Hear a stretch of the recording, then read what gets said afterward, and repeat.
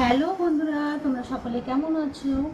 তো আমি সকাল সকাল স্নান করে দেখো ভেজা চুল চলে এসেছি। এখন বাজে ঘড়িতে 11টার সময় খেতে বসে পড়েছি। আর সকালে খালি পেটে ফল খেতে আমি ভীষণ ভালোবাসি, আর কী দিয়ে খাচ্ছি তোমাদের সঙ্গে শেয়ার করছি। এই দেখো সকালবেলা খালি পেটে আমি শসা খাই। যে কোনো একটা ফল খালি পেটে তোমরা খেতেই পারো। আর এই দেখো ঝরঝরে পোলাও, আর এই দেখো চিকেন নিয়ে বসে পড়েছি।